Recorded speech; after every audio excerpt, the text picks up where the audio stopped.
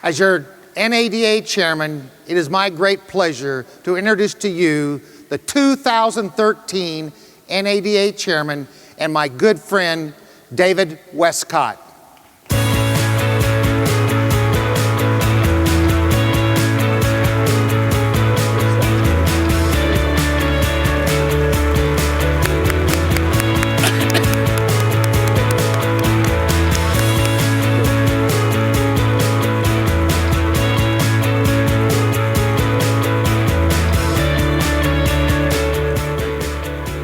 David, I look forward to the continued strength of our association and our industry. It is with great pride that I now pass the gavel to you. It's pretty heavy. There you go. Thanks. Yeah. Hold on. Thank you, Bill. You've done a great job this year representing all the dealers. You should be very proud of the efforts and the many accomplishments. And really, on behalf of the 16,000 dealers, 1 million employees in our industry, thank you very much. And Mary, you can now have him back. Thanks. Thank you.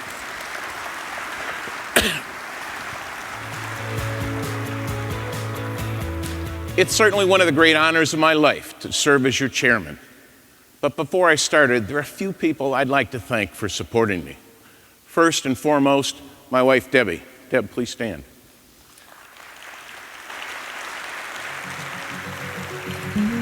My son, Greg, and daughter-in-law, Ashley, and especially, please stand, and especially our 2 grandchildren, Langdon and Mason.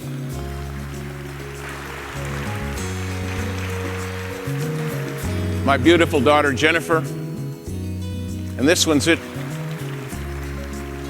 and my 91-year-old mother, Jean Westcott.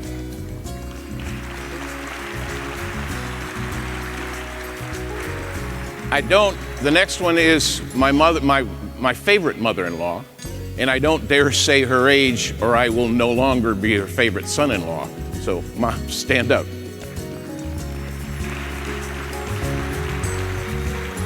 I also have a great group of people from the dealership and my extended family. Would you please all stand? Thank you. Thank you for being here with me.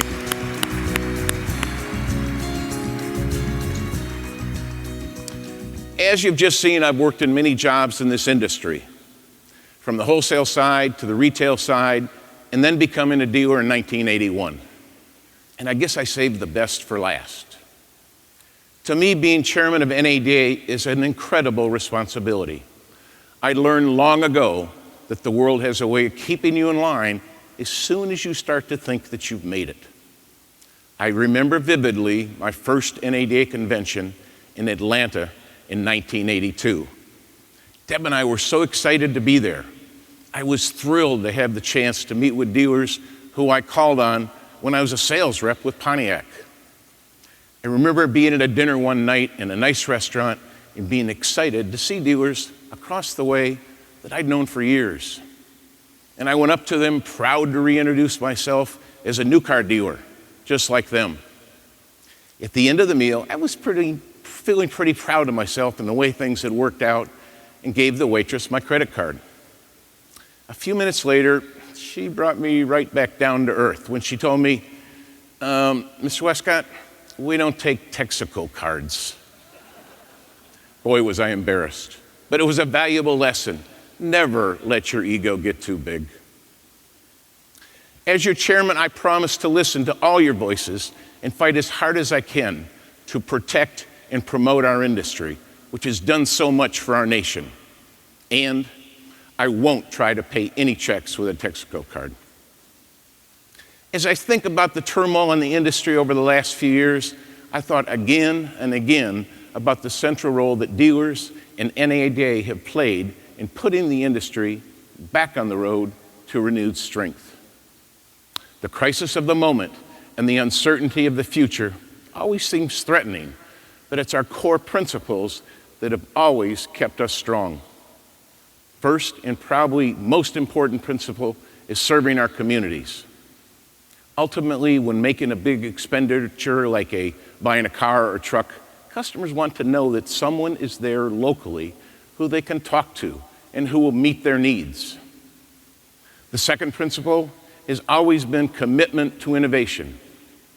Dealers have always been the ultimate entrepreneurs, which means adapting our businesses to the demand of the economic environment. The third principle is open communication. Think about the name of our organization, National Automobile Dealer Association. The most important word in that name is association. We gather together as an association, members, staff, and leadership to learn, listen, and have a united voice that is much stronger than as individuals. NADA is not like other associations. In other associations, the norm is for only a small percentage to be members of their national organization. Even in an organization like the American Medical Association, only 23% of doctors are members. Now contrast that with our numbers. More than 90%. 90% of new auto and truck dealers are members of NADA. Whatever the problem, we've listened to the views of dealers from all over the nation, from the smallest family-run dealerships to the largest public companies, and we've confronted problems together. In the last 5 years, we've gone through a period of crisis. First, we faced the economic calamity itself, with consumer demand simply disappearing. And then we faced the threat that GM and Chrysler might not survive, and that their demise would take with them thousands of dealerships and hundreds of thousands of jobs. Most recently, after securing an exemption from the unprecedented authority of the newly created Consumer Financial Protection Bureau, we faced intense scrutiny, both from the consumer advocacy groups and the FTC during that agency's motor vehicle roundtable process. In each case, we gathered the best information and then acted decisively. Over the next few years, we will face a host of new challenges. And let's start with those coming from our nation's capital. The new healthcare law is a concern for all business, big and small. NADA's goal is to work toward a healthcare policy that lets us take care of our employees and not bankrupt us in the process. Here's where you can help. Give us your feedback. Let us know what you think about this issue and how it affects your business. This is just one example of a regulation where your input is valuable. Does anyone know what this is?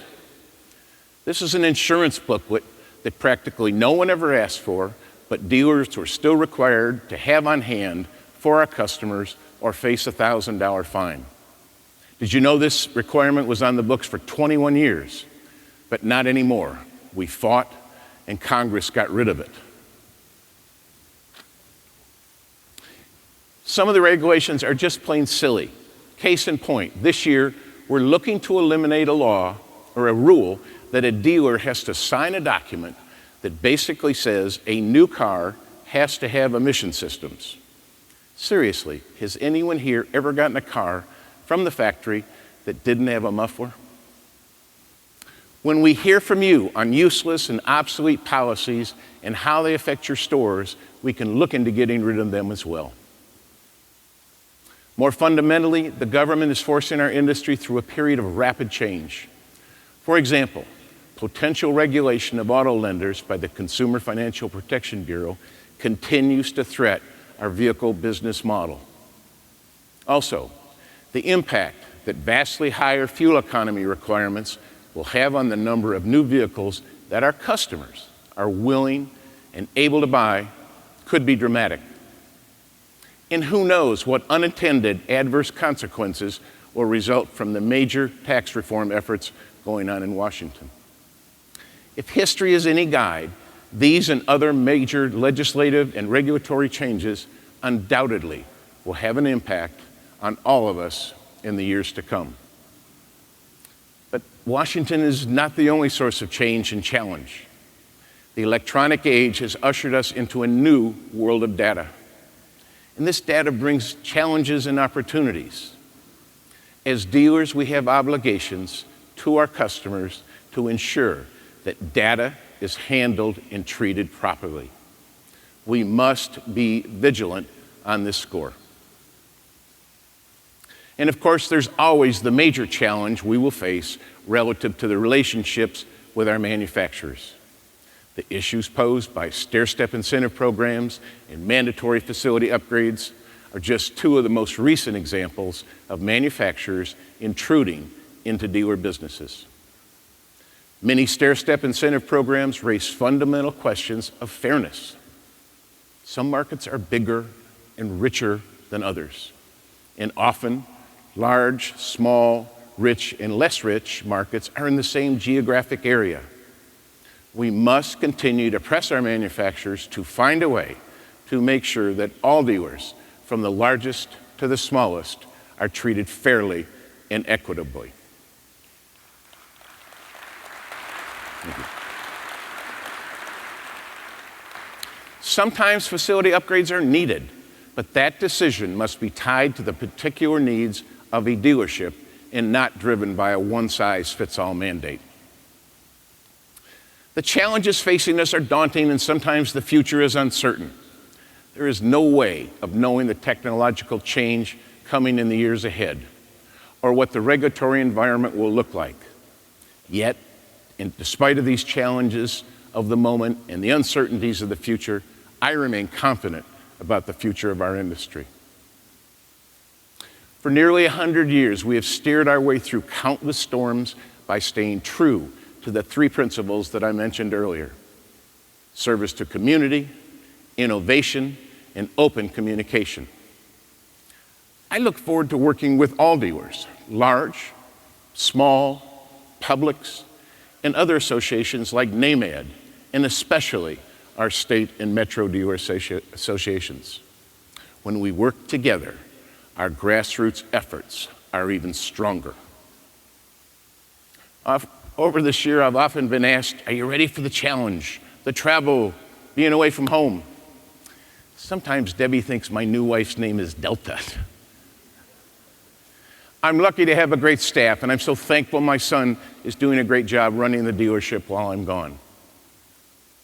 And you know, we've often heard that auto and truck dealers represent one of the purest examples of the American entrepreneur. Always threatened, but always striving, innovating, and adapting to the needs of the community. I'm reminded of the comment that President Ronald Reagan made in his final address as president, reflecting on the economic and political crises his administration faced. The president said, "The lesson of all this was, of course, that because we are a great nation, our challenges seem complex. It will always be that way. But as long as we remember our first principles and believe in ourselves, the future will always be ours." Serving this great organization is a privilege and an honor. Thank you for placing that trust in me. I am looking forward to a great, great year. Thank you.